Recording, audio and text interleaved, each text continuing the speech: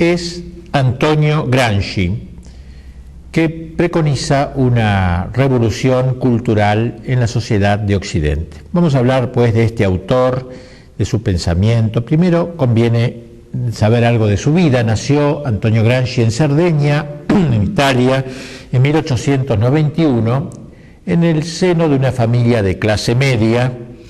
Era padre, madre y 6 hermanos que vivieron con cierta penuria económica, lo que marcó a Antonio para siempre. De físico débil, su inteligencia era muy penetrante, como lo demostrará su producción literaria, a la que obviamente aludiremos más adelante. Terminados sus estudios secundarios allí en la isla de Cerdeña, se inscribió en la Universidad de Turín, donde tuvo ocasión de conocer a Palmiro Togliatti, quien sería el gran dirigente del Partido Comunista Italiano después de la Segunda Guerra Mundial.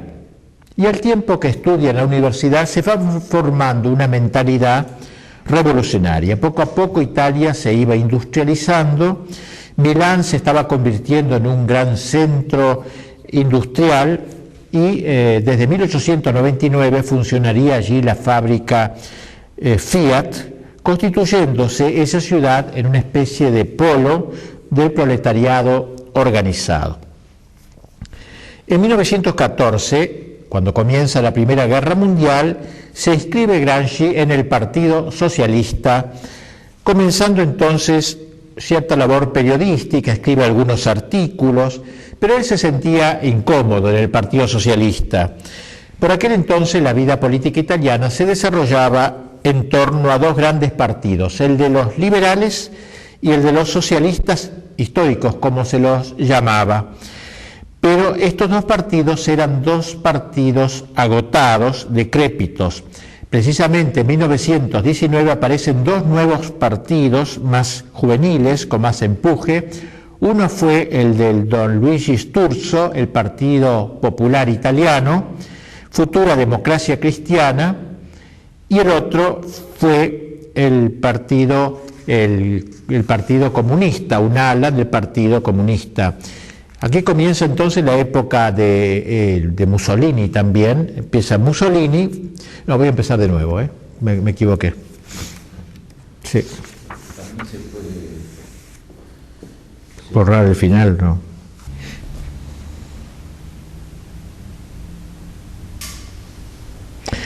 Vamos a dedicar esta conferencia a presentar la figura y el pensamiento de un gran intelectual de los últimos tiempos, con gran influjo también en la actualidad, que se llama Antonio Gramsci, quien nació en Cerdeña en 1891 en el seno de una familia de clase modesta.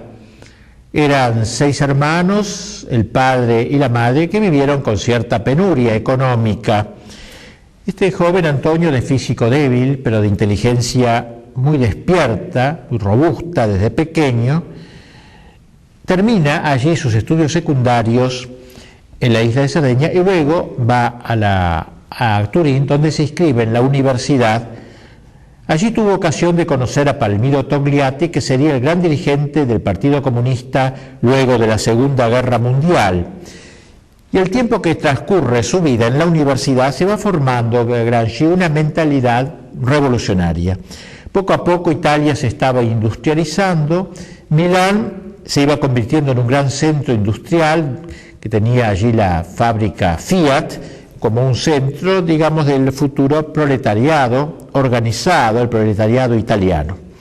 En 1914, el año del comienzo de la Primera Guerra Mundial, se inscribe Gramsci en el Partido Socialista, comenzando entonces su labor periodística, escribe algunos artículos a lo largo de 2 o 3 años. En aquel tiempo, la vida política italiana se desarrollaba en torno a 2 grandes partidos, el de los liberales y el de los socialistas. Eran 2 partidos muy viejos, decrépitos, agotados, podríamos decir, y precisamente en 1919 aparecen 2 nuevos partidos más juveniles con más empuje. El primero fue el de un sacerdote, don Luigi Sturzo, Partito Popolare Italiano, que sería la futura Democracia Cristiana, y el segundo movimiento que apareció rejuveneciendo la vida política italiana fue el fascismo, ya que también en 1919 Mussolini creó los primeros fasci di combattimento con la intención de instaurar en el país lo que él llamaba un nuevo orden.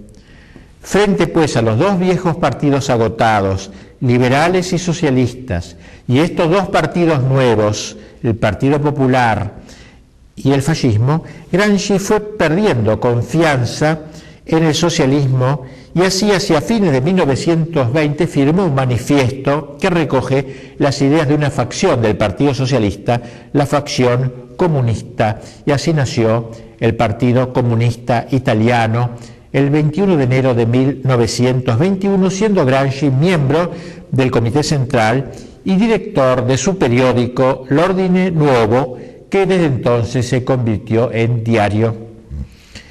En 1922 Gramsci es elegido como delegado italiano en el tercer congreso del Comintern, que se celebra en Moscú, y allí tiene ocasión de conocer más íntimamente a Lenin, que tenía en aquel tiempo 54 años, si bien ya estaba muy mal de salud, grave podríamos decir, y también, así que presenció la decadencia de Lenin, pero pudo hablar con Lenin. También presenció el ascenso político de Stalin al poder, designado en 1922. Y también trató con Trotsky, el victorioso jefe del Ejército Rojo, así que tuvo contacto con los tres que hicieron la revolución, Lenin, Stalin y Trotsky. Conoció bien el comunismo con sus dirigentes. Él se encontraba cómodo en Rusia, ahí vivió varios años, aprendió ruso y durante ese lapso se casó con una joven comunista alemana, Julia Schucht, de la cual tuvo varios hijos.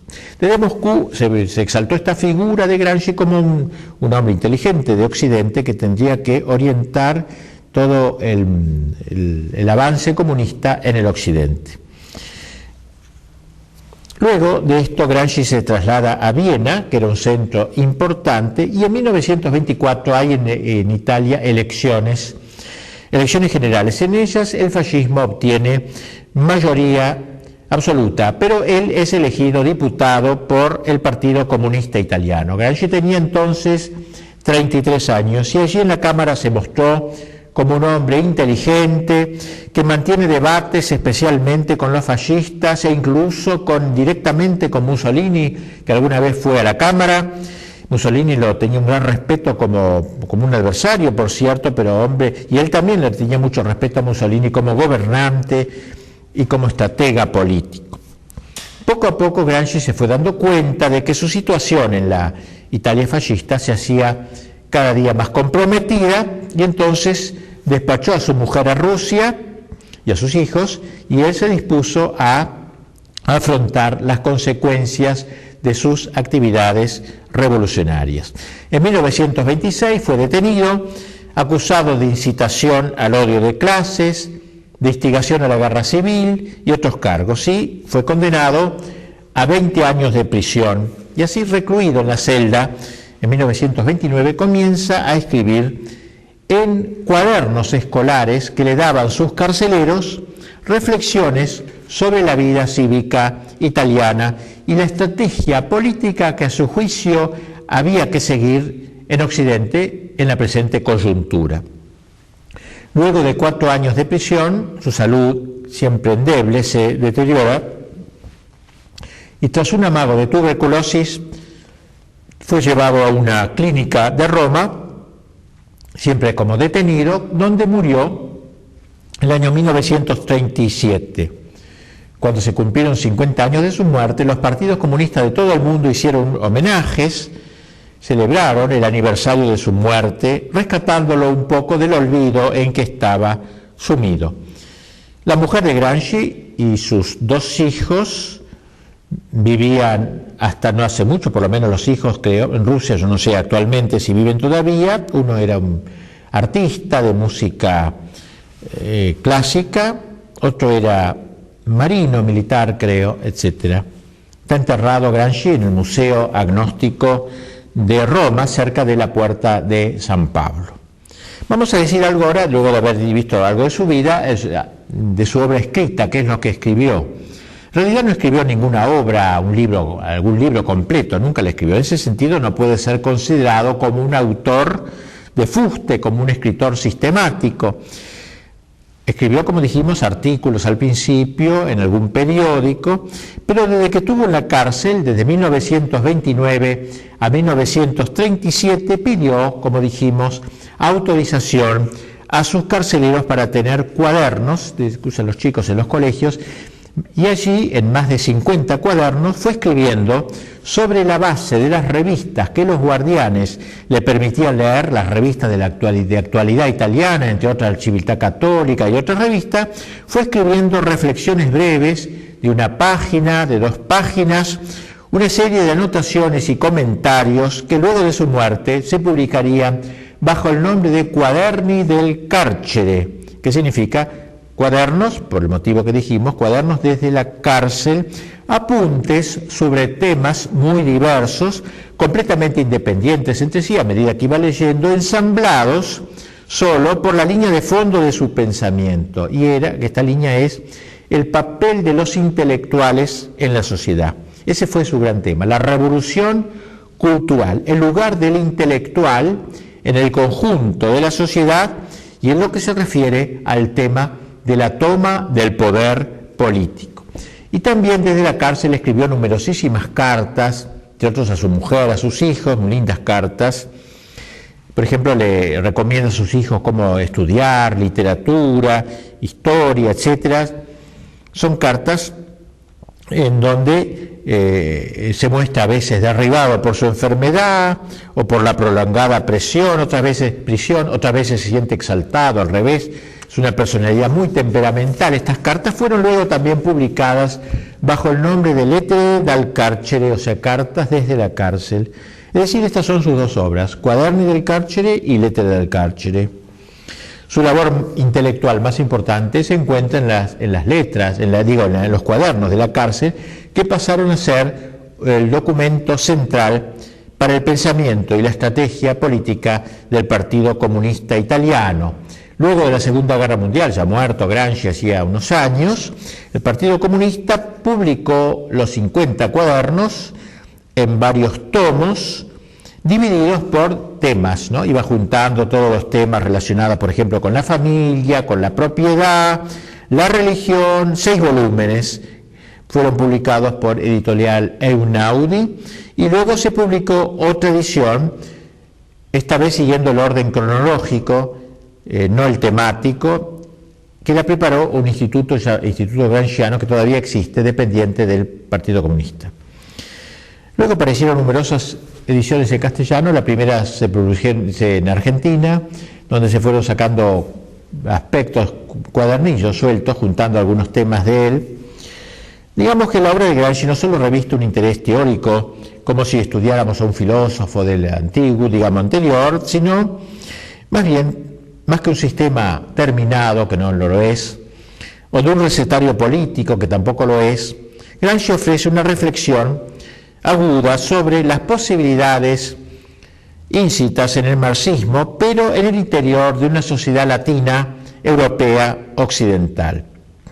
Para el comunismo italiano representa el modo de introducir el materialismo dialéctico en la vida de un país marcado por una profunda tradición cultural. Y en este sentido se considera a Gramsci como el traductor al italiano de Lenin, podríamos decir, el teórico de la revolución cultural en Occidente, y que iba a iluminar todo el llamado luego eurocomunismo de los años de la década del 70, iba a ser como el autor de cabecera. Bien, hemos hecho un breve resumen de la vida de Gramsci y de sus escritos, y ahora nos vamos a adentrar en su pensamiento. El primer aspecto en que me voy a detener es, a mi juicio, muy interesante y manifiesta el lugar del marxismo en el proceso de la modernidad, término que a él le gusta usar, la modernidad, porque Gramsci piensa que el marxismo no es un aerolito caído del cielo que bruscamente intercede en la historia, sino la culminación de un largo y secular proceso, de un largo itinerario histórico y filosófico.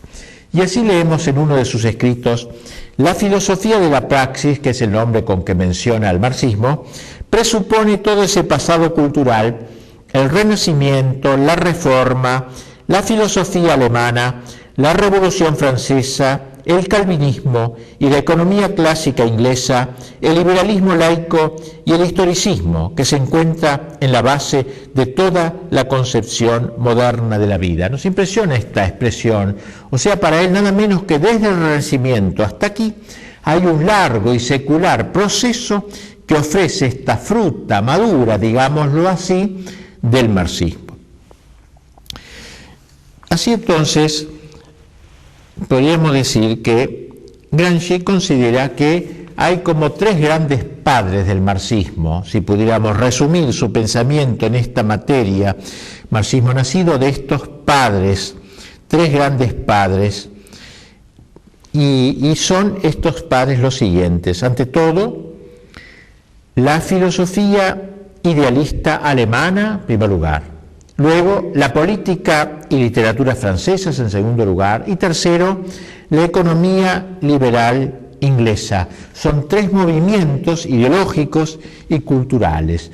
No que Gramsci afirme que cada uno de estos movimientos haya contribuido a elaborar respectivamente la economía, la política y la filosofía del marxismo, sino que la filosofía de la praxis, como llama el comunismo, logró, digamos, hacer como una síntesis sistemática de estos tres movimientos, o sea, la entera cultura de la primera mitad del siglo XIX, a tal punto que en la síntesis nueva, cualquiera sea el momento en el cual se le examine, momento económico, momento teórico o momento político, se encuentra como preparatorio uno de aquellos tres movimientos. Y así entonces Alemania da la idea, a través de la filosofía alemana de Hegel, Kant, etc., Francia da la política e Inglaterra da la economía, o sea, la política, la filosofía, la política y la economía. Lo principal es la filosofía alemana, que tiene como dos brazos: el brazo político de Francia, de la Revolución Francesa, y el brazo económico del pensamiento económico inglés. Para Gramsci, la síntesis de esta palabra de la economía inglesa significa la filosofía alemana, permanecer la política francesa es la inmanencia de aquellas personas que viven en esta tierra como si esta fuera su patria definitiva. Inmanere, permanece, echan raíces en esta tierra. No reconoce más que esta tierra frente a la trascendencia que no existe, más allá, el mundo del más allá, el cielo, la gloria que decimos los cristianos. La inmanencia, esto es para él lo esencial de estas tres grandes revoluciones modernas, el denominador común, la inmanencia, que partiendo de su fórmula especulativa que ofrece la filosofía clásica alemana, se traduce en la historia con la ayuda de la economía liberal inglesa y de la política francesa. Es una idea brillante, creo, de él, donde muestra precisamente al marxismo como la fruta madura de todo este gran proceso de la modernidad. Pasemos ahora a exponer, tras haber visto los antecedentes del marxismo, los aspectos un poco más filosóficos del pensamiento de Gramsci. Vamos a ir de lo más difícil a lo más fácil, así que tengan un poquito de paciencia, que al principio podrá ser un poquito difícil, pero luego verán ustedes cómo se va simplificando y entenderemos muy bien su pensamiento. Empezaremos pues en lo filosófico. Digamos, para Gramsci hay como tres puntales, digamos, tres bases que sostienen el marxismo, tres bases filosóficas. La primera de ellas es el materialismo. Ya lo sabemos que es una idea muy típica del marxismo, la exaltación de la materia. Es un elemento fundamental en el pensamiento de Marx. Pero enseguida Gramsci hará un correctivo, ¿no?, a esta visión, a una visión materialista que sea demasiado infantil.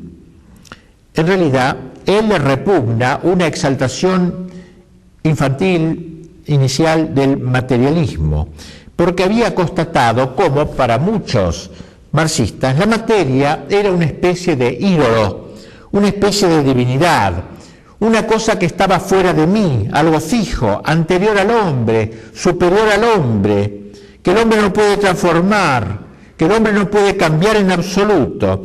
Y por eso Gramsci, cuando habla del materialismo, no puede dejar de hablar del materialismo, va a darle un sentido más amplio. Él entiende por materialismo no la exaltación de la materia como tal, ingenua, de la materia, esta mesa, esta silla, estas cosas, sino que para él el materialismo, entiende por materialismo todo lo que se opone al espiritualismo, eso es lo importante, al espiritualismo religioso, es decir, el repudio a la cosmovisión religiosa de la existencia. Esto es lo principal del materialismo. Materialista es para Gramsci aquel que quiere encontrar en esta tierra y no en otro lugar el sentido de su vida, aquel que rechaza explícitamente el más allá.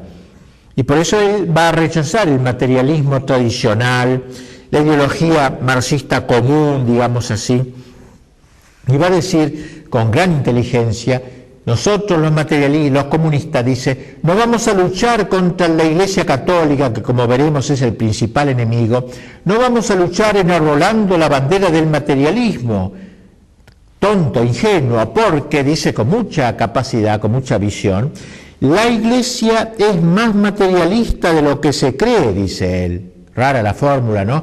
Pero ¿qué quiere decir? Que en la cosmovisión cristiana hay, en el cristianismo, la materia conserva una función nada despreciable, como se puede advertir en el dogma mismo de la encarnación del Verbo. El Verbo se hace carne y la carne es materia.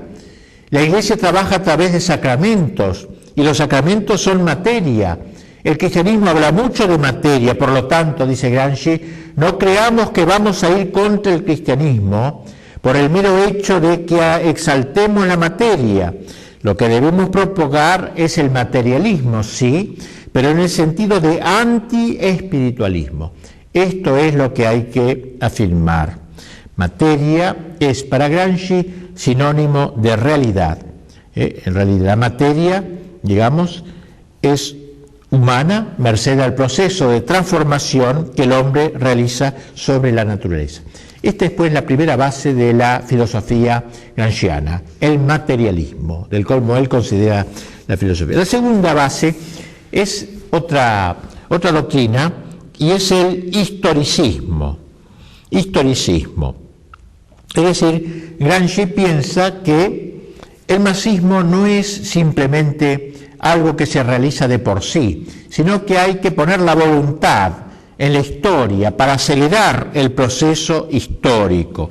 Contra aquellos que sostienen el progreso mecánico e ineluctable de la historia, él dice que la voluntad del hombre tiene en ella un papel insustituible, o sea, que no hay que esperar con los brazos cruzados, a ver, la historia va a caminar sí o sí hacia el marxismo. No, nosotros debemos transformar la realidad a través de la historia, y esto es su historicismo. Y la tercera y última base de la filosofía gramsciana es el inmanentismo. Ya hemos hablado algo de esta inmanencia, es decir, la actitud del hombre que viviendo en este mundo piensa que esta es su patria definitiva, que no existe una trascendencia, un mundo celestial, una gloria, un cielo. Así que materialismo, dijimos, historicismo y ahora inmanentismo. Y fíjense ustedes qué notable este texto de Gramsci donde dice así, dice: el marxismo, lo define, es historicismo absoluto, la mundanización y terrestridad absoluta del pensamiento, un humanismo absoluto en la historia. Esta insistencia en el calificativo absoluto no es fortuita, sino plenamente pretendida. Al calificar así cada uno de estos sustantivos, historicismo, mundanización y humanismo, lo que busca es rechazar cualquier conato de trascendencia. Historicismo absoluto significa que no se puede admitir nada eterno, nada extrahistórico, nada suprahistórico. Historicismo absoluto, pues todo dentro de la historia. Gramsci absolutiza la historia considerando que la afirmación de una realidad trascendente a la historia revela un pensamiento ingenuo, primitivo, acrítico. Esta es la primera afirmación, historicismo absoluto. Segunda, mundanización y terrestridad absoluta. Todo es aquende, no hay un más allá. Todo es este mundo, al punto que la afirmación de otro mundo o de una tierra nueva es una utopía, es una evasión, y evasión peligrosa ya que impide empeñarse en lo único que es real, que es este mundo. Y finalmente, humanismo absoluto significa que hay que desechar cualquier concepción del hombre que no considere lo humano como supremo y como terminal. Por tanto, historicismo absoluto, mundanización y terrestridad absolutas, humanismo absoluto de la historia. Esta fórmula tan vigorosa de Gramsci podría resumirse en un inmanentismo absoluto, con el cual volvemos al tema de fondo, es decir, el total y consciente rechazo de la trascendencia. Esto sería esencialmente el marxismo. Es interesante esto, ¿no es cierto?, porque la gente piensa que el marxismo es la lucha de clases, el paraíso en la tierra. No, para Gramsci el marxismo es la inmanencia, el inmanentismo. Eso es lo principal del marxismo.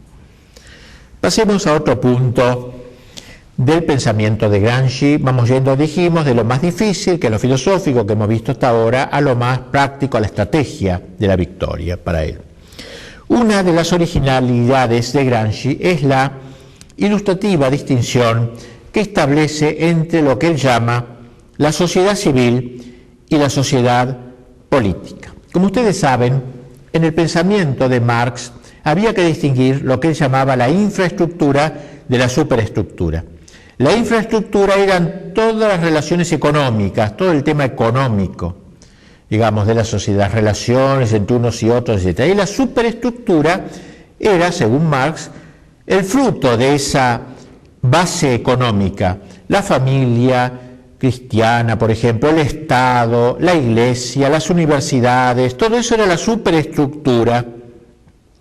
Y así decía Marx sobre las diversas formas de propiedad, sobre las diversas condiciones sociales de existencia, se levanta toda una superestructura de sentimientos, ilusiones, formas de pensamiento y concepciones filosóficas.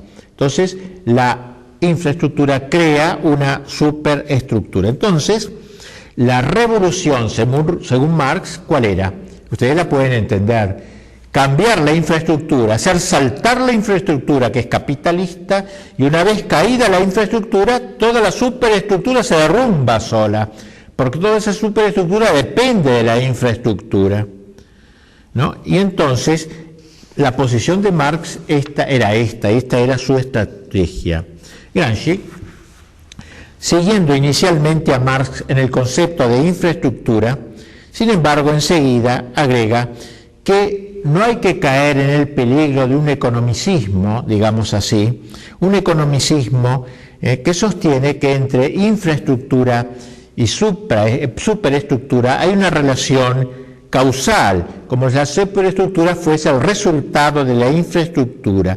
La experiencia le enseña a Gramsci que no toda mutación en las relaciones económicas determina necesariamente un cambio político e ideológico. Y así él, que era un atento observador de la historia, negó la relación causal entre base y superestructura, concediendo a esta una importancia original, digamos, y capital. Y entonces, para mejor entender esta importancia que le daba la superestructura, es que establece esa distinción entre sociedad civil y sociedad política, que es uno de los temas esenciales de su pensamiento. ¿Qué es la sociedad civil? La sociedad civil, dice, es el conjunto de los organismos denominados privados que corresponden a la función de hegemonía que el grupo dominante ejerce sobre toda la sociedad. La sociedad civil sería, pues, el conjunto de organismos privados que detentan hegemonía, es una palabra muy de él, hegemonía doctrinal e intelectual sobre las clases inferiores. Organismos hegemónicos. La sociedad civil es el campo de batalla donde se difunden y luchan entre sí las diversas ideologías, las diversas cosmovisiones que amalgaman desde las expresiones más elementales del sentido común de la gente sencilla hasta las elaboraciones más intelectuales. Las organizaciones triunfantes en esta lucha ideológica en la sociedad, las que logran apoderarse de la dirección intelectual, es decir, lo que se piensa, y de la dirección moral, es decir, lo que se valora, de la sociedad, forman parte de la superestructura y atraen hacia el grupo dirigente la adhesión de las clases inferiores. Entonces, bueno, y estos organismos son la escuela, la iglesia, los medios de comunicación social, todo lo que enseña a pensar a la gente. Esto es para él la sociedad civil. La hegemonía doctrinal, ustedes guarden estas dos palabritas nomás, hegemonía doctrinal. Eso es lo que la sociedad civil, en una lucha, digamos, de distintas concepciones, la que gana tiene la hegemonía, es decir, el dominio doctrinal y de valores sobre la sociedad. Enseña a pensar a la sociedad. A través de la iglesia, a través de los colegios, de los medios de comunicación, va enseñando. Así que entonces, la sociedad civil sería el conjunto de las organizaciones que crean un modo de pensar en el pueblo, y esta sociedad civil pertenece a la superestructura. Recuerdan ustedes que decíamos antes que Marx no le daba importancia a la superestructura, él quería trabajar acá abajo. Gramsci va a mirar más a la superestructura y en ese sentido va a corregir a Marx. ¿Y la sociedad política qué es? Dice, la sociedad política es el conjunto de organismos, también de la superestructura, que ejercen una función coercitiva y de dominio directo en el campo jurídico, civil y penal, político y militar. Es decir, la sociedad política es todo lo que en la sociedad es coactivo, por eso él dice que ejerce, dice, una función coactiva o coercitiva, todo lo que es los tribunales, la policía, el ejército, todo lo que tiene algo coactivo en la sociedad, entonces el dominio, o sea, la sociedad civil tiene la hegemonía, esa es la palabra doctrinal, y la sociedad política tiene el dominio, lo llama así él. La hegemonía es lo propio de la sociedad civil, el dominio lo propio de la sociedad política, que tiene sus armas, su policía, sus tribunales, todo lo que es coacción. Pues bien, entonces, según el esquema de Gramsci, hay que trabajar principalmente en la sociedad civil, porque esta es la que ejerce la economía de la inteligencia doctrinal.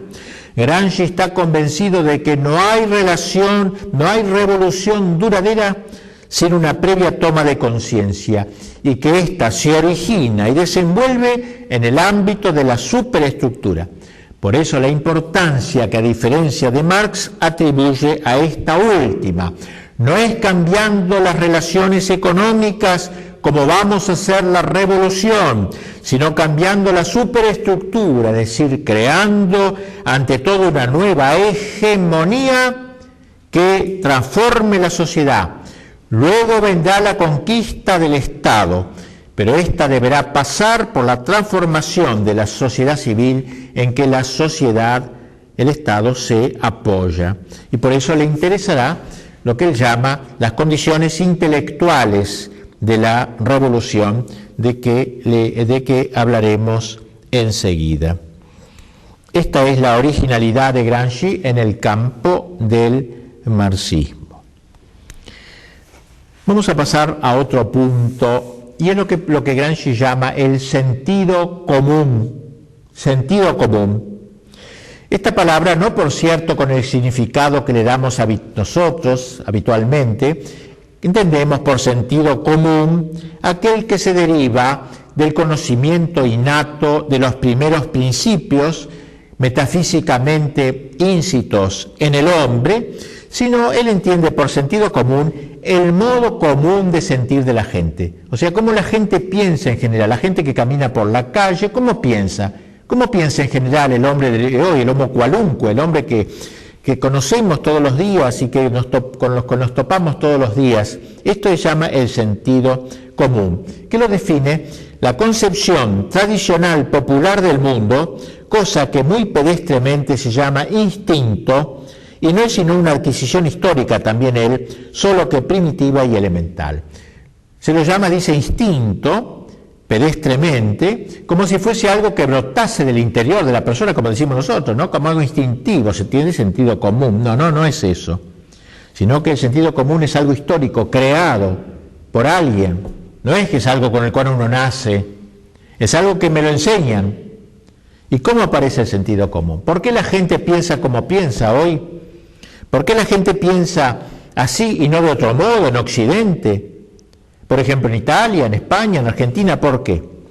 Sabemos que los contenidos del lenguaje, del sentido común se expresan principalmente a través de la lengua. La lengua vehicula una manera de pensar. Vamos a ver entonces cómo, considerando el lenguaje, uno puede llegar a descubrir quién es el que hace el sentido común. A Gramsci le encanta ese tema, a ver, ¿quién es el que inventó este modo de pensar? ¿Por qué la gente en Occidente piensa como piensa? Cristianamente, etcétera. ¿Por qué? Gramsci analiza a este propósito algunos conceptos del idioma ruso, que conoció bien, como dijimos. En ruso, las palabras Dios y ricos son correlativas. En ruso, Dios se dice Bog, B larga o G, Bog, y rico se dice Bogati. Ven, dice Gramsci, el que creó el idioma ruso quiso que los rusos uniesen a Dios con los ricos, para mostrar el valor de la riqueza, que los ricos son sagrados, que no hay que tocarlos, que los pobres se la aguanten. Dios se dice Bog, pues, y rico es Bogati. Dios es el rico, la riqueza. Los ricos y Dios son cercanos, son parientes. Como en latín, dice Gramsci, Deus, Dios, y dives, divites, Dios, los ricos. Son palabras aparentemente de la misma raíz, semánticamente.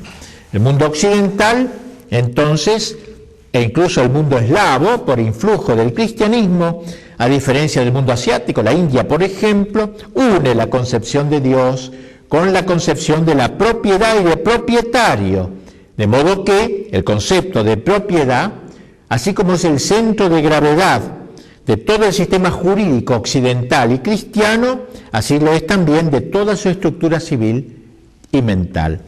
Aún el concepto teológico de Dios está, dice Gramsci, forjado según ese modelo. Dios es presentado como el propietario del mundo.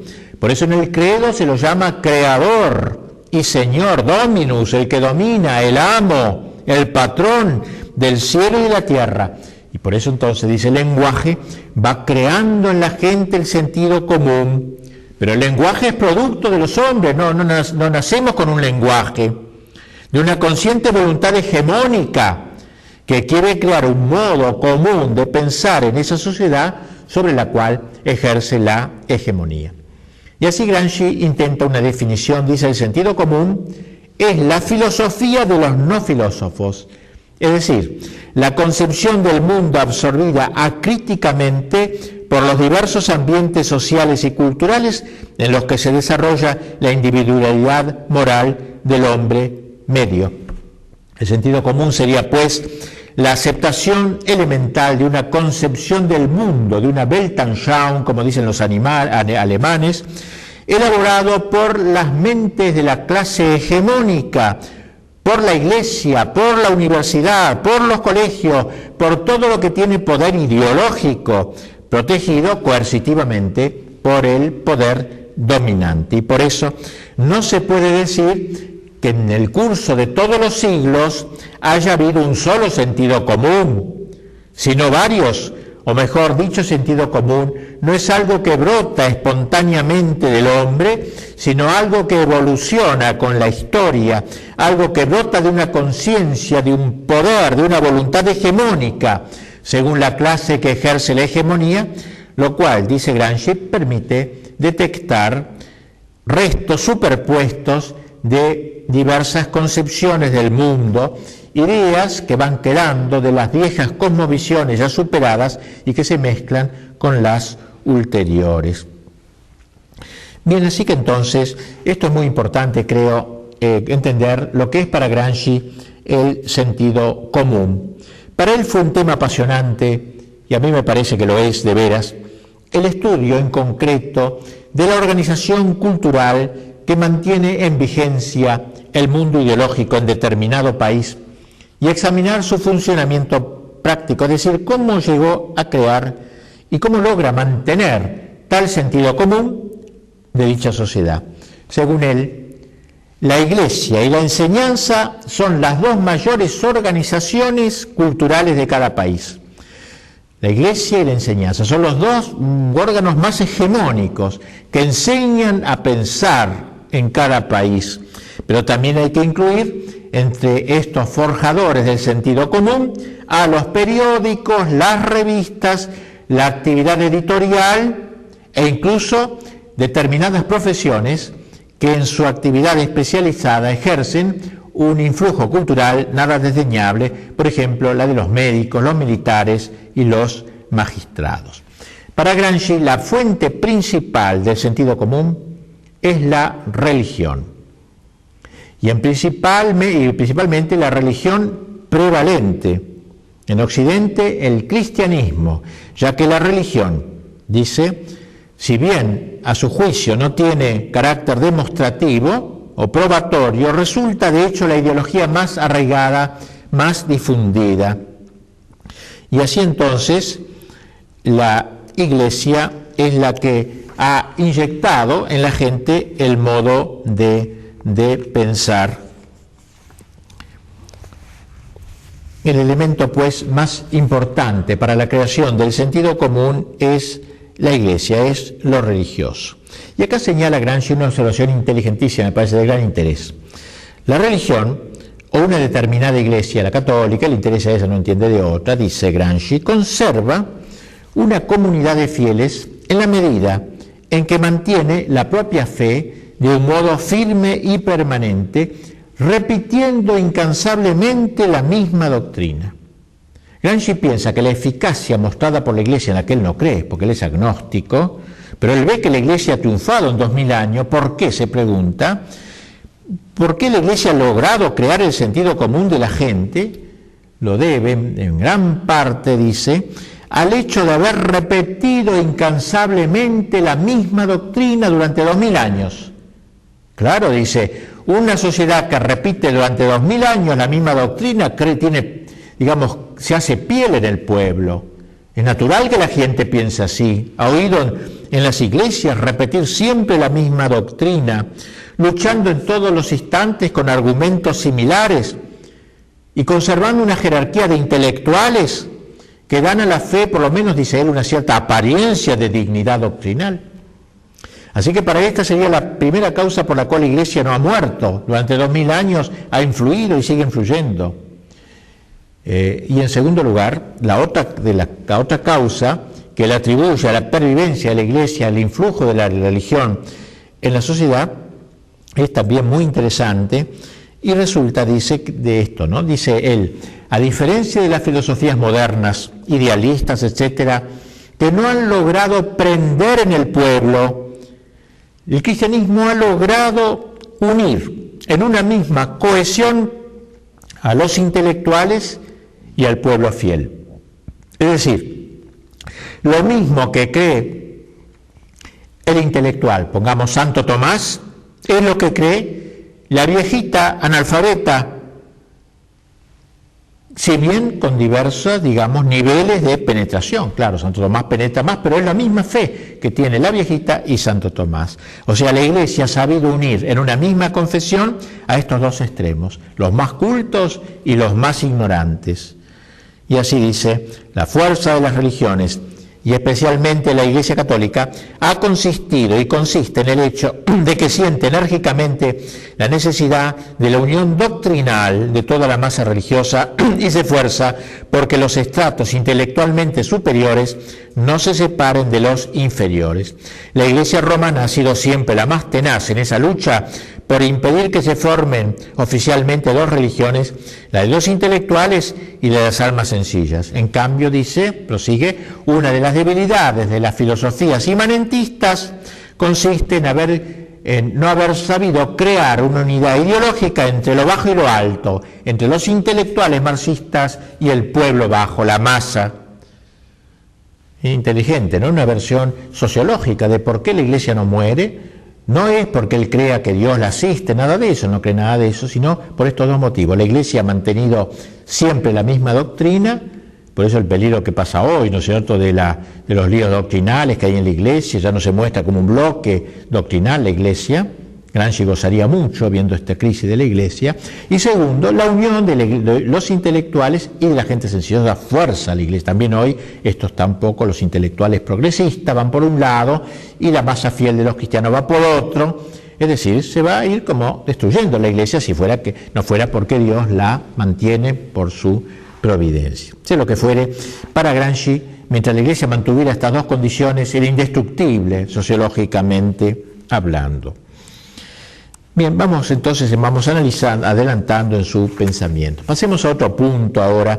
El tema del sentido común nos introduce en el papel del intelectual en la concreción, destrucción y recreación del sentido común. O sea, él va a exaltar la figura del intelectual. Esto también es un poquito medio, ¿cómo se podría decir?, heterodoxo para el marxismo público, oficial. Si bien el pensamiento de Gramsci está embebido en la doctrina de Marx, el hecho de haber sido testigo cómo la Revolución de Octubre, la soviética, no se cumplió según las previsiones mecanicistas de los comentadores de Marx. Marx como profeta fue un desastre, porque Marx decía que la revolución se iba a realizar en un país capitalista que había exaltado la lucha de clases, y sucede en Rusia, que es el país menos capitalista. Es un desastre como profeta Marx. Bueno, Gramsci, al ver cómo esas previsiones no se habían cumplido, ocurriendo la revolución donde no tenía que ocurrir en Rusia, y como no estaba previsto que ocurriera, hizo que Gramsci concediera importancia a la preparación humana de la revolución donde todavía no había caecido, y esto a través de lo que él llamaba una reforma intelectual y moral, atribuyendo más relevancia a las ideas de la superestructura, ya lo hemos dicho, que a la base económica de la estructura. Por eso entonces, él va a cambiar de método en última instancia, no va a seguir el método típico de Marx. Así entonces, para Gramsci, no había que esperar que la revolución surgiera de abajo, no había que esperar en lo que él llamaba la espontaneidad de las masas, es decir, que las masas obreras en las fábricas se iban a rebelar, ocupar una fábrica, otra fábrica. No, decía Gramsci que se requiere un esfuerzo desde lo alto, un esfuerzo de inteligencia y un plan de propagación capilar de los resultados de esa actividad intelectual.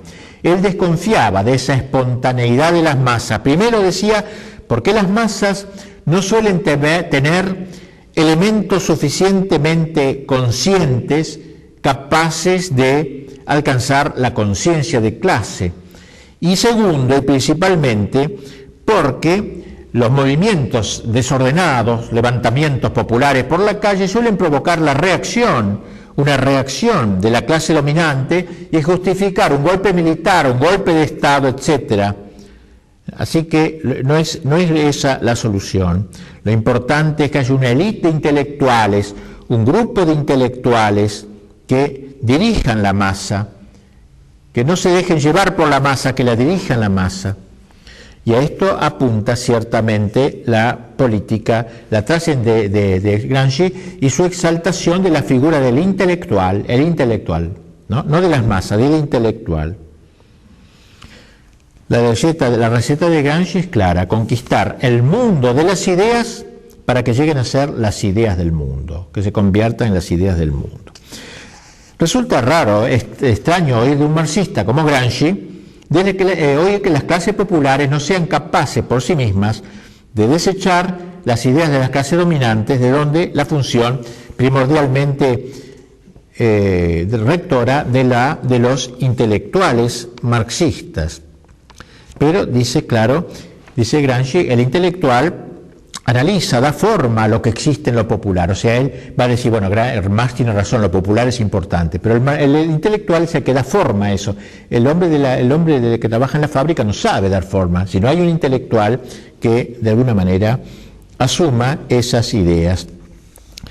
Por eso Gramsci desconfiaba mucho de toda teoría académica, del intelectual marxista encerrado en un gabinete sobre este escritorio, escribiendo, y la gente vive por su lado. No, él quería el intelectual orgánico, como él llamaba, el intelectual que asumiera las ideas de las masas de alguna manera y que las llevase, digamos, que las concretase de manera práctica, como ideólogo de la práctica. Y el gran intelectual era el partido.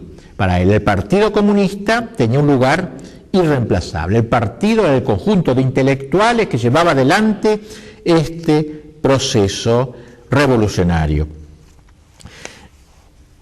El lenguaje de Gramsci adquiere a veces ribetes militares. Habla, por ejemplo, de jefes. Los jefes, dice, deben apoyarse inmediatamente en los cabos, el elemento intermedio, y que articula a los jefes con los soldados. Lenguaje militar, jefes, cabos, soldados. El último estamento, el de los soldados, es un elemento de hombres comunes que deben obedecer, que no tienen capacidad dirigente ni organizativa, pero sin estos soldados, claro, el partido nada podría, tampoco con puros intelectuales nada podría. Bien, ya hemos dicho lo más importante de su pensamiento. Vamos ahora a hablar sobre la estrategia para la victoria. Ya hemos observado varias diferencias entre Gramsci y Marx en el campo de la doctrina, y eso se advierte también en la estrategia que hay que seguir. Para Marx era posible conocer con exactitud el proceso dialéctico de la historia. Gramsci piensa que no se puede prever exactamente el porvenir de la historia. El año tal va a pasar esto, el año tal aquello, no. Sino que nosotros debemos hacer la historia, acelerar el proceso histórico. Hacer una ofensiva cultural. Ahora, ¿cuál es la estrategia gramsciana para la revolución? Reflexionando Gramsci, todavía joven, sobre lo que había ocurrido en Rusia, a saber, la toma violenta del poder político, su primer designio se inspiró en algo semejante: organizar grupos de fábrica que fuesen como los gérmenes de la futura dictadura del proletariado. Pero cuando fracasó estas experiencias, sobre todo por el fascismo que estaba en el poder y que no permitía pensar en una cosa semejante, entendió que la revolución en Italia no podía ser igual que en Rusia. Si para Lenin el primer objetivo era la conquista del Estado, para Gramsci al contrario lo es la conquista de la sociedad civil, entendida en el sentido de ideas y de cultura. Lenin sostenía que la revolución debía comenzar por la toma del Estado para finalizar con la transformación de la sociedad. Gramsci invierte los términos: hay que comenzar por la sociedad, transformar la sociedad para culminar con la toma del poder político del Estado. Por eso lo que hay que hacer, dice Gramsci, es una agresión molecular a la sociedad civil. Esta es la perspectiva inmediata de una eficaz revolución proletaria. La revolución es de por sí universal, total, pero su preparación ha de ser minuciosa, sectorializada, y por eso dice, habrá que estudiar en cada país cuáles son los elementos de la sociedad civil que corresponden a los sistemas de defensa en la guerra de posiciones, porque dice, esta guerra que debemos llevar adelante no es una guerra como las comunes, de trincheras, de campo abierto, al descampado, es una guerra de posiciones, una guerra de trincheras. Entre el Estado y las masas hay un montón de trincheras. No se trata de tomar el Palacio de Invierno, el Palacio de los Zares de Moscú, sino las casamatas de la cultura que separan el Estado del pueblo. Y en esto coincidía con el último Lenin, el cual afirmaba: hay que sustituir el asalto por el asedio. Y así Gramsci no apuntó a los medios de producción como Marx, ni a los medios de poder político como Lenin, sino a los medios de comunicación y educación, considerándolos como el objetivo básico de la conquista del poder, y por ello era vital el control de los centros de difusión de ideas, universidades, colegios, prensa, radio, etc.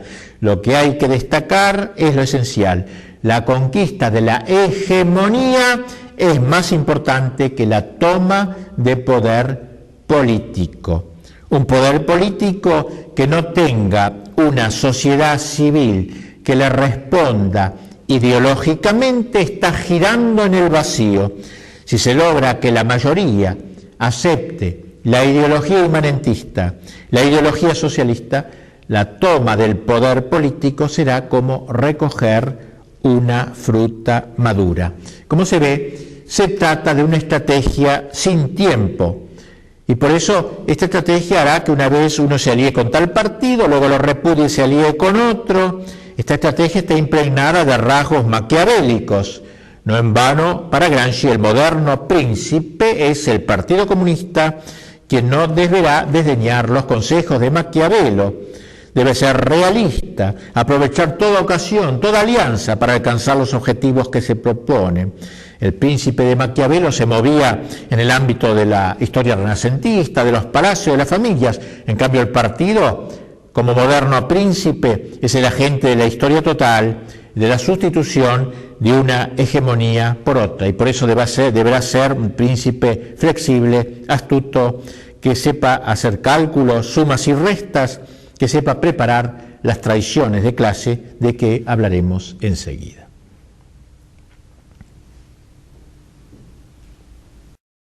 Acabamos de ver cómo el error de Lenin, al menos para Gramsci, fue quizás emprender la toma del poder político mientras la sociedad rusa continuaba impregnada de las ideas y creencias tradicionales. Pero esa sociedad, dice Gramsci, era gelatinosa, y eso le permitía a Lenin aplicar poco a poco su plan. Y no es así, dice, la sociedad occidental, asentada sobre una cosmovisión bastante definida. Gramsci juzga que la hegemonía proletaria solo se alcanza de manera plena cuando se consigue destruir la cosmovisión existente en una determinada sociedad y se logra introducir la nueva conciencia del inmanentismo integral. Y por eso habrá que meter pie en el aparato del Estado, en los medios de expresión de la opinión pública, en las universidades, en los colegios, en las parroquias, como la larga marcha de Mao, pero no a través de las montañas, sino a través de las instituciones. La revolución habrá de ser preparada con tiempo, paciencia y cálculo de alquimista, desmontando pieza por pieza la sociedad civil, infiltrándose en sus mecanismos, cambiando la mentalidad de su mayoría, de la mayoría. No bastan, por tanto, los cambios económicos, como no es suficiente la toma del poder estatal. Todo ello sería insuficiente y precario, ya que el dominio burgués seguiría teniendo el consenso de las clases subalternas y la burguesía reconquistaría pronto el poder político con la idea de salvar el orden conculcado, entre comillas pone él, ¿no? Quizás a través de un caudillo al estilo de César, Napoleón o Mussolini. Y a toda costa hay que evitar el caos, porque en el caos perdemos todos, dice Gramsci. El caos puede llamar de nuevo a las fuerzas de la vieja cosmovisión. Bien, resumiendo, Gramsci razona así: el mundo moderno es el mundo de la inmanencia, y entre inmanencia y trascendencia no hay mediación posible. Solo llevando el inmanentismo hasta sus últimas consecuencias se podrá establecer el orden nuevo. La implantación de dicha hegemonía implicará dos momentos. Ante todo, un momento crítico, consistente en corroer y destruir la cosmovisión precedente. Es una lucha intelectual que apunta a la eliminación de los principios fundamentales que constituyen la estructura mental de la sociedad. y el segundo es constructivo y apunta a la introducción de la nueva cosmovisión, de modo que impregne las mentes de la sociedad. Conseguido esto último, se habrá logrado ya la hegemonía anhelada.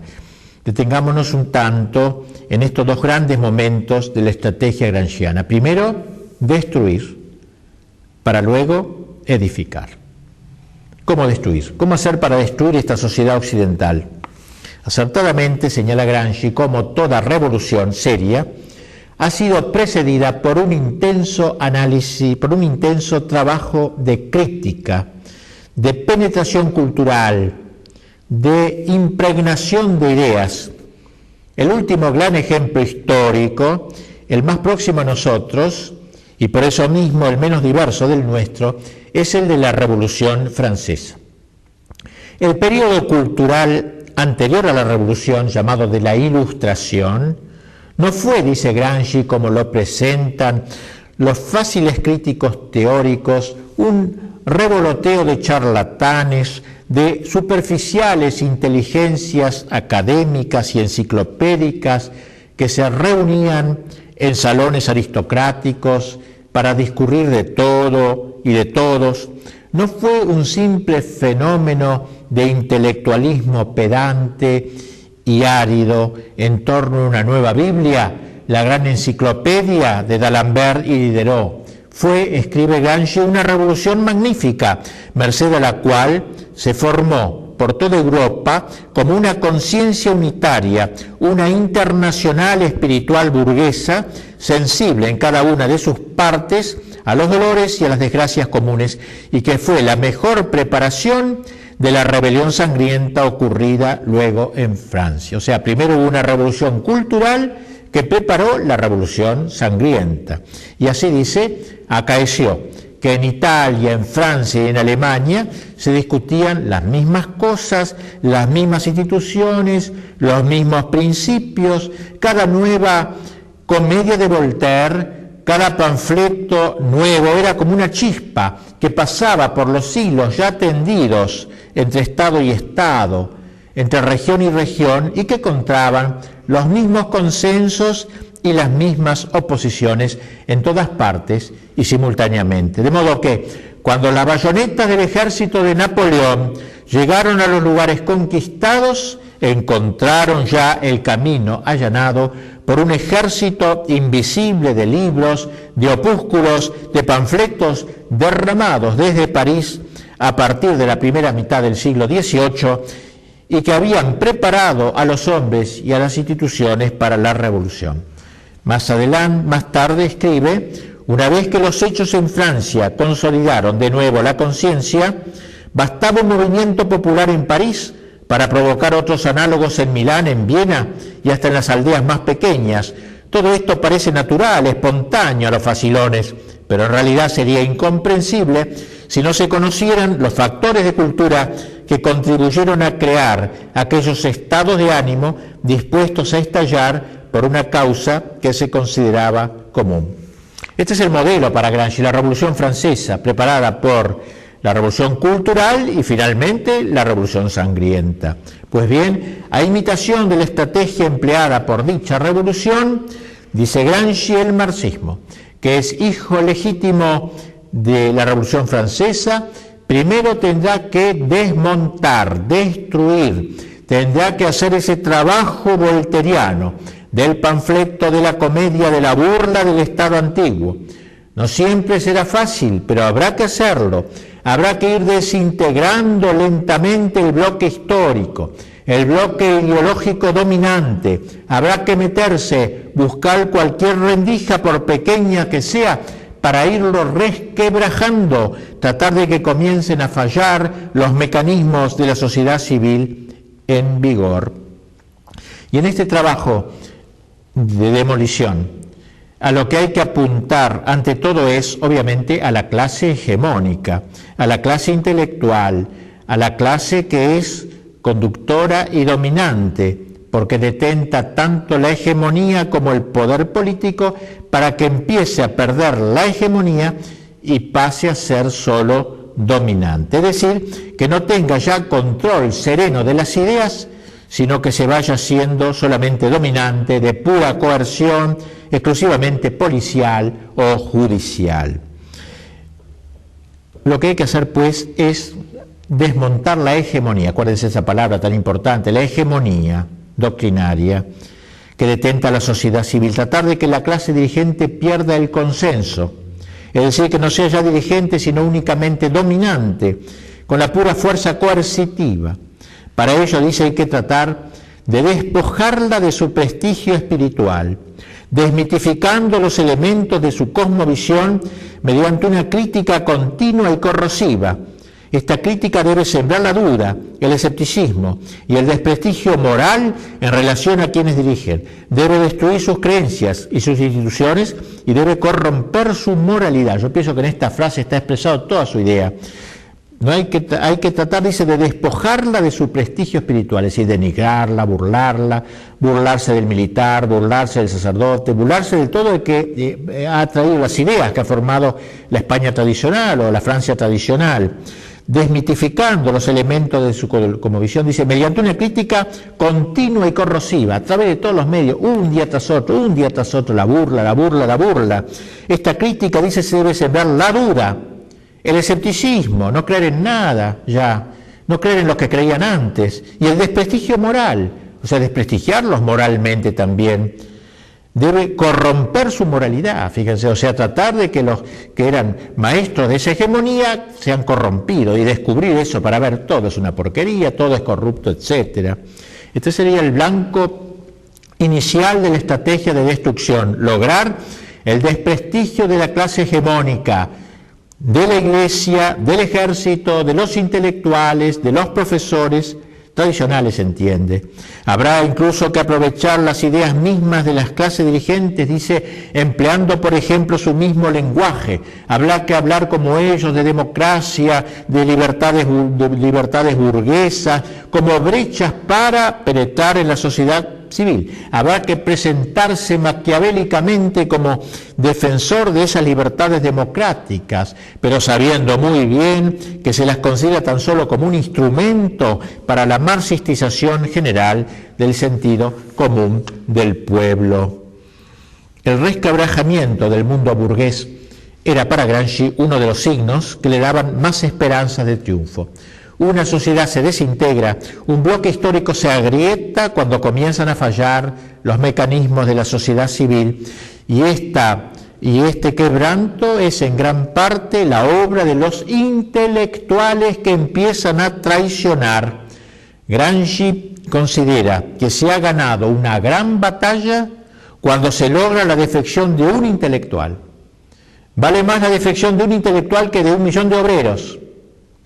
La defección de un intelectual, cuando se conquista un teólogo traidor, un militar traidor, un profesor traidor a su cosmovisión.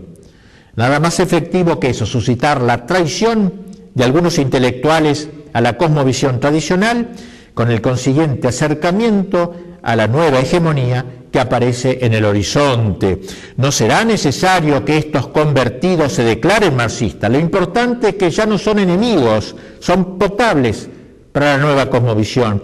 De ahí la importancia de ganarse a los intelectuales tradicionales, a los que aparentemente colocados por encima de la política influyen decisivamente en la propagación de las ideas, ya que cada intelectual, periodista, profesor o sacerdote arrastra tras de sí a un número considerable de prosélitos. El bloque comienza a resquebrajarse cuando un cierto número de intelectuales traiciona a la hegemonía reinante. Existe un objetivo muy importante en la estrategia gramsciana, lograr el desprestigio de la clase hegemónica. Y algo más, lograr que los que se opongan o intenten oponerse al orden nuevo, en especial los que denuncian su estrategia, sean reducidos al silencio. Esto es fácilmente conseguible a través de los órganos de difusión cultural, denigrar y ridiculizar a los que luchan contra la nueva cosmovisión, como si se tratara de gente retardataria, cavernícola, etcétera, que no está a la altura de los tiempos modernos. Gracias a este fue uno de los métodos, ¿no?, que en la línea de Gramsci sería predileccionado por el comunismo italiano, marcar a fuego al adversario. Gracias a los llamados formadores de opinión, hoy ya no se hacen necesarios los campos de concentración para los adversarios lúcidos del marxismo. Ya no será necesario emplear el terror físico contra los disidentes intelectuales de la nueva cosmovisión, de la nueva hegemonía. Bastará su marginación moral. Como bien dice el filósofo del Noche, la así llamada evolución democrática del comunismo consiste en el paso del terror físico a la marginación moral. Pero no habrá que limitarse solamente al desprestigio de la clase hegemónica, será preciso dirigirse también a las masas. Aunque en Gramsci sea algo elitista, como hemos visto, sin embargo no olvida las masas, que también entonces será necesario llegar a las masas y partir, como él dice, del materialismo de los cristianos para materializar el sentido de la vida, para imanentizar el sentido de la vida, ilustrando todo con el materialismo, incluidas las acciones más banales del pueblo, y por eso hay que llegar también a las clases populares con estas ideas. Pero lo importante para él es lo hegemónico, es el intelectual, es la clase dirigente. Hasta acá la tarea del desmontaje, ¿no? Pero luego, claro, hay que implantar la nueva cosmovisión, el ulterior montaje, el socavamiento de las instituciones que integran la sociedad civil, prepara un vaciamiento de ideas, pero cuidado, dice Gramsci, con dejar a la sociedad sin ideas. No vaya a ser que en ese vacío aparezca un dictador y este vacío sea llenado y entonces se postergue la revolución. Y así entonces él dice que lo que hay que hacer es, para construir, hacer algo parecido a lo que hace la Iglesia, el machacar, el repetir todas las ideas, no moverse un ápice de la doctrina, repetir siempre la misma apologética, luchar siempre con argumentos semejantes como hace la Iglesia. Esa será la manera positiva, por la repetición, de ir creando en las masas esta mentalidad. Pero como ven, y como yo lo he expresado, habla muy poco de esta parte positiva, ¿no? Habla mucho de la destructiva. Claro, él estaba en la cárcel bajo Mussolini, era muy difícil imaginar una reconstrucción material de la sociedad, pero lo otro sí, cómo destruir la sociedad, eso lo hizo desde la cárcel con mucha inteligencia, me parece. Dentro de la estrategia de Gramsci, vamos terminando, ocupa un lugar muy importante el tema del cristianismo. Es curioso observar cómo, si bien tanto Marx como Gramsci juzgan que el cristianismo es algo terminado, una reliquia del pasado, un cadáver, sin embargo no pierden ocasión de referirse a él e incluso lo consideran el peor enemigo. Gramsci, escribe del Noche, es el pensador más rigurosamente antirreligioso, al menos como crítico de la religión del Dios trascendente y creador. Su preocupación como filósofo es alcanzar un inmanentismo tan riguroso que no deje ya espacio para la más mínima tentación de renacimiento religioso. Pero fuertes estas palabras, ¿no? No dejar ni la posibilidad de ser tentado por Dios, por la religión. El enemigo es la religión que él conoció en Italia, Gramsci, la religión católica. Este es el gran enemigo. Gramsci piensa que mientras el catolicismo siga conservando su influjo en el sentido común, no hay perspectivas para el marxismo. Lo dice expresamente, no hay perspectivas para el socialismo, de ahí que dentro de sus grandes lineamientos tácticos indique una estrategia especial para tener en cuenta la lucha antirreligiosa. No es que Gramsci ignore las realizaciones a que ha dado lugar el cristianismo, su desarrollo histórico, la constante tarea de la Iglesia en pro de la formación de cuadros, su constante preocupación por los estratos populares, su vigilante control sobre sus dirigentes, tanto en el campo ideológico como en el práctico. Gramsci está lejos de aquella actitud ciega del marxista fanático, del materialista idólatra, que se obstina en desconocer todo esto, incapacitándose así para trabajar con verdadera eficacia en la erradicación de la religión. El cristianismo, guste o no guste, es una realidad histórica, afirma Gramsci. No se trata de negarlo porque es real, no se trata de ridiculizarlo porque no tiene en sí nada de ridículo, al contrario, ha representado un exitoso esfuerzo histórico. Se trata de hacer entender a los cristianos que todo aquello por lo que han luchado y en lo que han creído no es más que una versión utópica e ilusoria de necesidades, intereses y aspiraciones reales.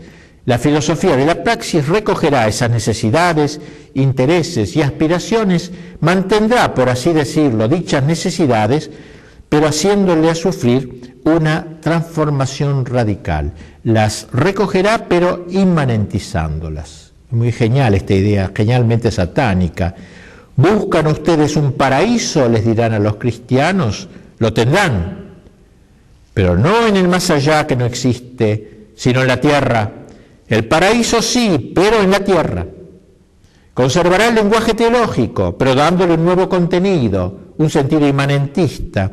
Este es un aspecto muy importante para entender la lógica, la estrategia gramsciana de la lucha antirreligiosa. Luego dirá otro pensador comunista, dirá que lo que falta es inmanentizar las virtudes teologales, es decir, la fe, mantener la fe, la palabra fe, pero con otro contenido. ¿Qué es la fe? No la fe en Dios, es la fe en el hombre, la fe en la historia, la esperanza también, no la esperanza en Dios, la esperanza en los planes humanos. La caridad, no entendida del amor a Dios y al prójimo, sino la lucha de clases como expresión práctica de la caridad, es decir, inmanentizar todo, mantener el lenguaje cristiano pero vaciado de contenido, realmente una posición inteligente.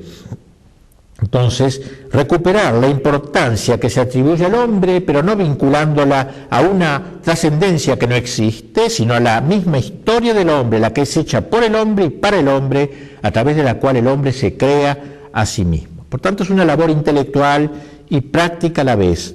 Refutar teóricamente el cristianismo, desmontando pieza por pieza su sistema, y ofrecer a los cristianos metas de verdadero interés, metas tangibles, sensibles y terrenales, que faciliten el trasvase desde una concepción trascendente a una concepción inmanente, que es la única real. Y por tanto, no hay que dejar a las masas católicas sin una concepción del mundo. Se trata de ir sustituyendo paulatinamente la concepción trascendente que han aprendido por una concepción inmanente en que filosofía, política y sentido común se identifiquen. Secularizar la religión, una religión secularizada.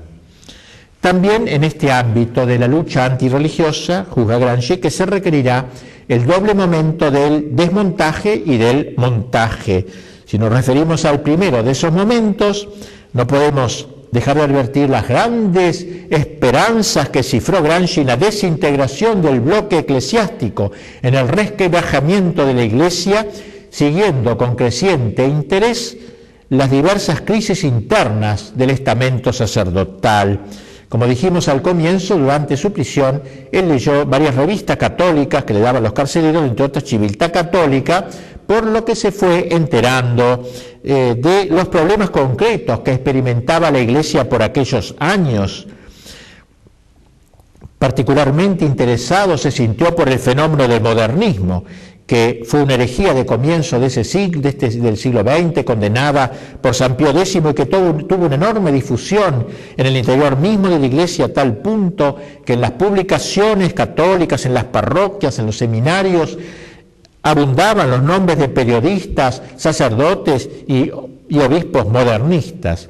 En orden a curar esta grave enfermedad, San Pío X había hecho una cirugía dolorosa en el cuerpo lacerado de la Iglesia. Pues bien, Gramsci se interesó muchísimo en este asunto. Él veía en el modernismo un peligro mortal para la Iglesia, justamente en esa separación de los intelectuales modernistas y del pueblo fiel que seguía creyendo la doctrina tradicional. Él veía una gran esperanza para el triunfo de sus ideas. El modernismo acabaría por crear una grave escisión entre el clero y los fieles, dejando a estos mucho más permeables al adoctrinamiento por parte de otros intelectuales, los marxistas. Para Gramsci, la decadencia de la religión comienza cuando los intelectuales de la fe, que son los sacerdotes y teólogos, se van inclinando a minusvalorar las categorías de la trascendencia y a enfatizar desmesuradamente las de la inmanencia y la modernidad. En ese caso el proceso va tomando buen cariz. Estos nuevos teólogos, decaídos ya de la fe, funcionan entonces según el modelo bien analizado por Gramsci de los intelectuales que realizan la tradición de clase. Son aquellos que, al decir de nuestro autor, están a punto de entrar en crisis intelectual, vacilan entre lo viejo y lo nuevo, han perdido la fe en lo viejo, pero todavía no se han decidido en favor de lo nuevo. A tales sacerdotes no les hacen demasiada mella los argumentos intelectuales de su fe antigua. Ahora miran lo tradicional con recelo, toman distancia de la tradición, y si bien no abrazan plenamente lo nuevo, sin embargo lo miran con simpatía, son ambiguos. Todas las combinaciones cristiano-marxistas, las asociaciones de cristianos para el socialismo que vendrían después, tienen un espléndido retrato en estos brillantes análisis de Gramsci. Los clérigos marxistas son precisamente intelectuales traidores que se convirtieron a la modernidad, acercándose a los nuevos dirigentes que se van apoderando de la cultura. Todo el intento del eurocomunismo de los años 70, 80, mucho después de Gramsci, son en buena parte producto de su pensamiento estratégico, de acercamiento entre el marxismo y el ala progresista de la Iglesia, heredera de aquel modernismo que Gramsci también conociera. La conjunción pretendida era esta, que el clérigo, más o menos filocomunista, hablase genéricamente de liberación, a la vez que el líder comunista predicase la revolución con un lenguaje poco menos que sagrado. Y así aparecieron todos estos grupos, digamos así, de ambiguos y de mezcla. Podríamos, pero no tenemos tiempo para ello, exponer cómo se realizó esta política en España, en Italia, sobre todo, en estos dos países donde el eurocomunismo tuvo tanta importancia. Digamos alguna palabrita de España, sobre todo, si bien no es los primeros momentos al menos de esta revolución de índole gramsciana. En España, Dolores Ibarruri, la Pasionaria, y Santiago Carrillo, que en los tiempos de la Segunda República no disimulaban su fobia antirreligiosa, aprendieron el nuevo vocabulario gramsciano.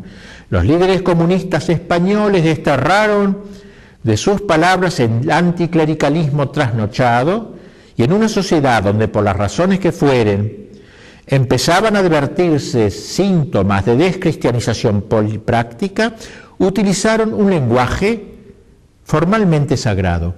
Así, por ejemplo, Carrillo llegó a decir esta frase: la fe en un ideal es lo que puede mover montañas, una frase evangélica, y sigue: y la conjunción de nuestra fe en la justicia de nuestros ideales con la fe de los cristianos aplicada a la transformación y al progreso social puede hacer milagros. Y en el mismo periódico donde apareció esta declaración se lee una información dada por Carrillo en el que se dice que el Partido Comunista Español dice, el único partido que tiene un sacerdote en el Comité Central. Esta noticia carecería de base unos meses después, con la secularización de dicho sacerdote indigno, pero gramscianamente sirvió para la finalidad inmediata de influir en la opinión pública. Bien, en Italia también se ganaron intelectuales traidores de la burguesía, haciendo que cristianos y marxistas luchasen codo a codo para conquistar el futuro, etc. Esta política que se ha usado en España y en Italia también fue empleada en diversos países de Hispanoamérica, como Nicaragua, San Salvador, Cuba, en Argentina, Asociación de Sacerdotes para el Tercer Mundo, Cristianos para el Socialismo, pero claro, esto excede el tiempo de que dispongo. Bien, digamos, para concluir, que los principales postulados de Gramsci se basan en un fundamento de corte dogmático, el carácter ineluctable, aunque no mecánico, de la revolución proletaria. La meta final es la misma que Marx, Engels, Lenin y Mao, la sociedad comunista con un partido vigoroso, férreamente organizado, que como intelectual colectivo, como dijo Gotogliatti, cargue sobre sus únicas espaldas la vida concreta del país. El aporte específico de Gramsci es la exaltación del papel del hombre en dicha empresa. El camino de Lenin es distinto, el camino de Mao, el camino de la socialdemocracia. El camino de Gramsci es un camino muy especial que toma elementos de los otros caminos, pero haciendo algo muy especial. Bien, cuando yo he dado estas conferencias en distintos lugares, siempre se me ha preguntado qué hacer frente a esto, nosotros los católicos, qué hacer frente a esto. Y no es fácil responder en dos palabras como a las que voy a recurrir ahora. ¿Qué hacer? Yo diría lo mismo que dice Gramsci, pero al revés, en el sentido opuesto. Es decir, lo que está más a nuestro alcance, nosotros católicos, es la revolución cultural, sin renunciar a la política, a la toma del poder en su momento, pero la revolución cultural está a nuestro alcance. Es decir, ya la sociedad moderna se ha ido inmanentizando, por desgracia, desde que Gramsci escribió en 1930 y tantos, ¿no? 36 creo, hasta ahora ha pasado mucho tiempo y Gramsci podría gozar mucho al ver lo que está pasando hoy en muchos países del mundo, al ver cómo está la iglesia, al ver cómo están los estados, al ver que ya no hay estados católicos, gozaría muchísimo. Se ha hecho la revolución cultural. Pues bien, nosotros debemos hacer ahora la inversa, la revolución cultural que va de la inmanencia a la trascendencia, volver a acentuar los valores burlados de la autoridad, el valor de la enseñanza, el valor de la trascendencia, el valor de la paternidad, el valor de la familia, todos los valores conculcados, burlados y destruidos. Esto es un trabajo, todo como decía Pío XII, es un mundo que hay que hacerlo de bárbaro, hacerlo cristiano, digamos así, hay que empezar de cero, pero hay que apuntar otra vez a que Cristo reine en la sociedad y no esté como ahora realmente destronado. Se ha logrado eso, sí, socialmente, quedan católicos, pero ya sin influjo social, y el enemigo sigue adelante, francamente, con estos pasos, terminando con los últimos bastiones de resistencia y los últimos ideales y valores que todavía están en curso y tienen vigencia en la sociedad de nuestro tiempo.